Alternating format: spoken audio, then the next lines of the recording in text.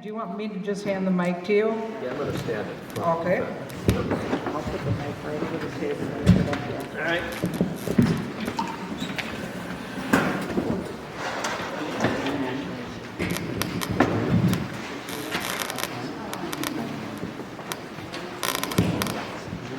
Thank you. When I was 10 or 11 years old, I walked down to the railroad tracks and I looked east, and I knew there was a Brooklyn, New York out there because my oldest brother John fell in love with the Brooklyn Dodgers. And then I looked west, and honest to God, I don't remember if I knew that there was an LA or San Francisco, but I said to myself, the first chance I get out of town, color me gone. So the day after I graduated from high school, my parents drove me to Charles City. I got on a Greyhound bus to the Minneapolis train station, which I spent all by myself all night long, waiting for the Zephyr, which was the train that went from Chicago to Seattle. It was called the Zephyr partly because it had windows on tops of 2 or 3 cars. So I was headed to Billings, Montana, and I remember looking out that Zephyr window and seeing snow-capped mountains for the first time, and I said, yes, this is where I belong. And so I worked at Yellowstone Park that summer in Canyon Village. Those of you who've been to Yellowstone Park and remember the waterfalls, Canyon Village is the town that's very near that waterfall. And then I went to Mason City Junior College. It was the last year there was called Mason City Junior College, because the next year was called NIAC, North Iowa Area Community College. I spent 2 years there. Then I spent 2 years at the University of Iowa. And in between my freshman and sophomore year, I worked at an exclusively Jewish hotel in Asbury Park, New Jersey, where I met my future wife. And the way it worked is that husbands and wives would come down from New York City for the week. The husband would go back Monday morning and come back Friday night. And so it was an exclusively Jewish hotel, and I don't know if you've ever seen a map from Manhattan looking west beyond the Hudson River. You know, you've got New York with skyscrapers and everything, and on the other side of the Hudson River, maybe you'd see a cactus or maybe a cowboy or something like that, but it was basically nothing out there, which will give you the understanding. When Mrs. Lipschitz was in my section, we had these little signs that said "Mark from Iowa," and she looked at me and she said, "Is Idaho in Iowa?" And I said, "No, it's directly south of there."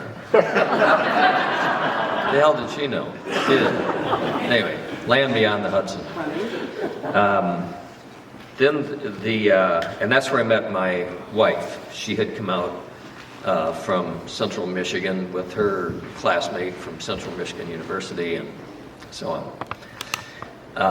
Between my junior and senior year, I worked at Saginaw Country Club because my wife was doing something in Saginaw, I don't remember what. And then after I graduated from college, which I'll tell you about in a second, I worked at Rocky Mountain National Park in Estes Park, Colorado, still to this day one of my favorite places on this globe. I was getting an accounting degree from the University of Iowa, and in my fall semester of my senior year, I was required by some class to read the book, The Education of Henry Adams. Now, Henry Adams was a generation or two below John Adams, who'd become the President of the United States. And his family, each summer, would get in a big ship and they'd go to Europe. And they'd visit every capital in Europe.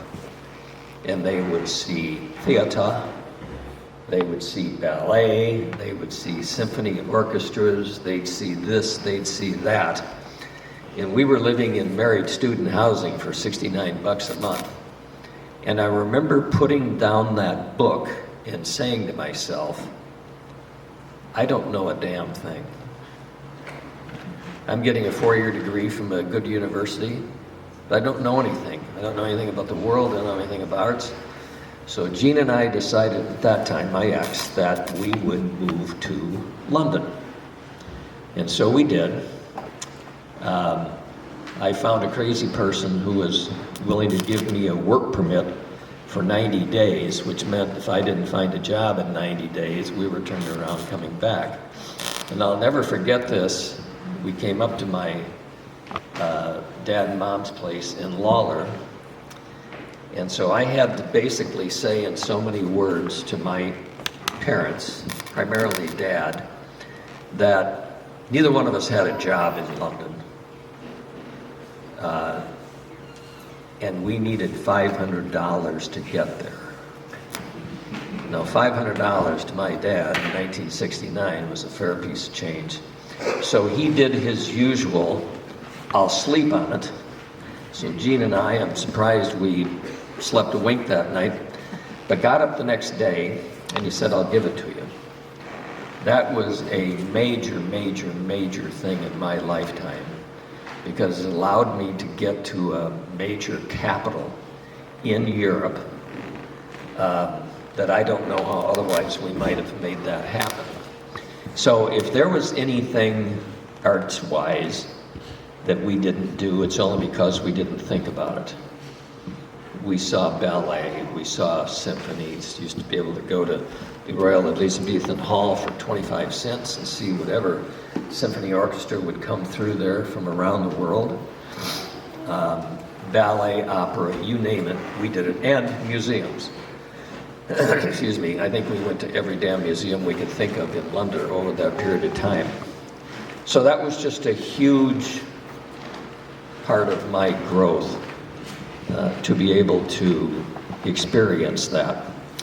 Came back here because this time Jean wanted to get what they called a library science master's degree at that time, now called media specialist.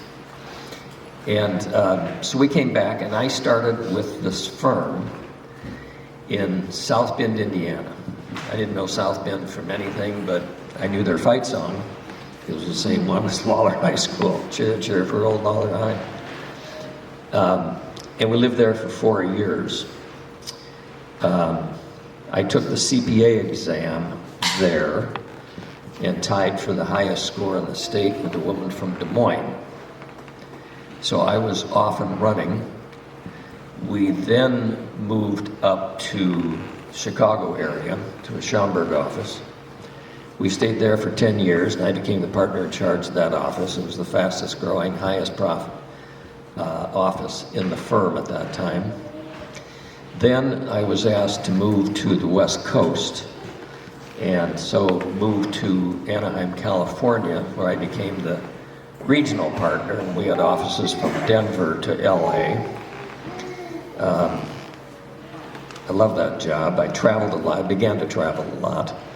And then I was asked to become the CEO or managing partner of the firm, and therefore the move back to Minneapolis in like 1987, and I've lived there ever since.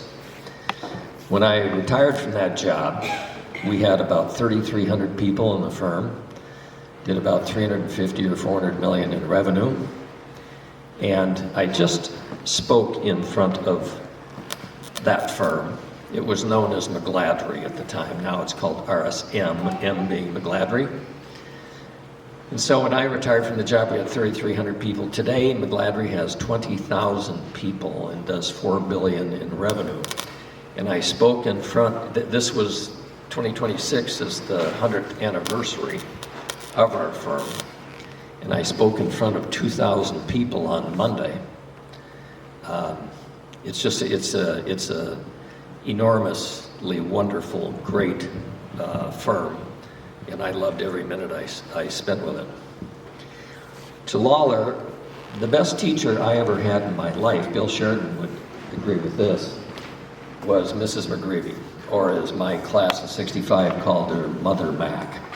She was extraordinary, extraordinary, extraordinary. In fact, Mother Mac was in charge of public speaking. And I remember my junior year in high school, I had Mrs. Amoroso. Mrs. Amoroso had me stand like this and make the presentation. And I think I got a 2 at state. Mother Mac comes along and says, I start doing my presentation. Oh, no, Mark. No. She was just perfect. He said, no, you got to talk with your hands and all that stuff. Long story short, we go to state. At state, they give you a 1 or 2 or 3. 1 is high and 3 is low. And there's 3 judges. And I wound up getting 2 1+ and 1 1 because of Mother Mac. I mean, that was the only reason I got that. She was extraordinary. Where the hell was I going after that?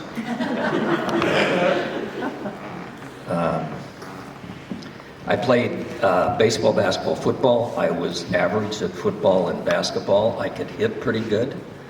I remember one time we were playing Charles City down here at Junco Park. And they had a big pitcher, Dean DeBure. Dean DeBure was 6'2", 180, could throw a fastball that had fire coming out of it. And we were tied at the bottom of the 7th inning. And Dean made a mistake of throwing me a fastball about right there. And I hit that thing with everything I had into right field. And I don't think my brother Joe was here, but he would agree I was the slowest runner ever, but I got all the way to third base, so I must have hit it pretty damn far. And then John Bach got up, John Bach from Wacoma, flied out to right field, and I scored. And that was probably the biggest thing I ever did in baseball, except one time, Greg Timlin and Tom Leonard both hurt their knees playing football. And so I got to catch. Farnham asked me if I wanted to catch, and I said, yeah, what the hell, I'll catch. Best thing that ever happened. You are right in the middle of everything. I loved it, loved every bit of it. I have to refer to my notes. Sorry about this, but... Well, I was thinking about things that I didn't like about growing up in Lawler. One was having to live 18 years across the street from Bill Sheridan. Thank you for that. That makes me feel better. And number 2, I'm sorry if I'm stepping on it. I hate the name Turkey Valley. And I mean with deep-seated hatred do I name. You haven't lived until you've been across a football field from 11 other players from Fredericksburg or somewhere all going gobble, gobble, gobble, gobble, gobble. I'm sorry. Hate it. Hate it. That just fires us up. That just gets it going? That just fires us up when they did that. Yeah. Didn't fire me up. Did not fire me up. Made me upset. Anyway, people mentioned Dent Martin's Cafe. That was the social center of Lawler, Iowa, when we were raised. It was after a sock hop. It was after religion class where Father DeLay read to us the weekly news. It was just everywhere you went after a game. And they were so wonderful. I mean, I don't know that I thought so at the time, but they were kind and they would talk to us kids, you know, not like we were morons like we were, but like real adults. And it was simply the middle of our world for a long, long time. And as was this place here, Diane, as we had, okay, sorry.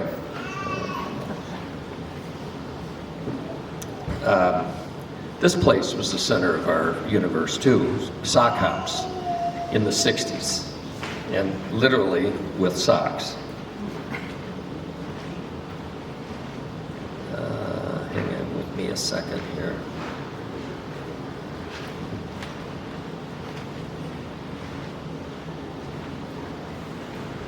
I have had 2 kids. My oldest son died 5 years ago at age 46. My other son is a criminal prosecutor with the U.S. Attorney's Office in Santa Ana and L.A. in California. He currently is going after 2 terrible gangs. They both call themselves the Mexican Mafia. One is a group of 30 people, and another is a group of 42 people. I spend my winter times out there because they have a 5-year-old and an 8-year-old, and his wife is an OBGYN surgeon with her own busy schedule. So I drive those little shits around everywhere for this and that and anything else you can think about. I don't worry about my son. I probably should. Mike Leonard dealt with people like this for many, many years. And so I just choose not to think about it, about his safety anyway. Oh, interesting thing. So his wife is first generation Vietnamese. Her name is Kim Lam. So they named their oldest son Soren Lam Scally. Simple, right? Soren Lam Scally. They named their daughter Sabrine Scally Lam. And I love that. I love the idea that a woman gets to keep her own name. Sabrine Scally Lam and Soren Lam Scally. Love the idea, always have. I have a brother who lives here, Joe. A number of you know him. I have a sister who lives in Cedar Rapids, Marion. She was an excellent RN for many, many years. Other things I loved. You know, I don't know if you would remember this, Diane, but when Bill Cutsworth used to burn leaves up in Our Lady of Mount Carmel, God, I love the smell of that. Loved it, loved it, loved it. In fact, today, if somebody's burning leaves, I'll stop and drive by slowly so I can smell it. I was also thinking that, apropos of this area, when I write my novel, it's going to be called Her Mother Was a Blank. Right? If you know who someone's mother is, you got the whole story. You got the whole damn picture. Oh, she was a Kennan. Oh, they're like this. Okay. Anyway, may not ever get it written, but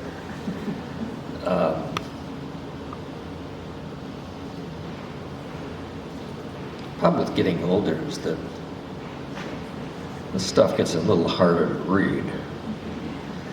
I remember I delivered the Des Moines Register on the south side of Lawler. My brother Joe had the north side of Lawler, which meant my sister Pat had the north side of Lawler. And one of my customers was Bert Fox. I don't know if you remember Bert Fox. Well, I'd be around collecting on a Friday afternoon, and I'd walk up, I'd knock on the door. The door would come blasting open, and Bert Fox would say, "What the hell do you want?" I'm going to give you your paper free, Bert. How about that? Free of charge. Anyway, I'm running out of things to say. Thank you for inviting me, and Nancy, thanks for getting all this organized.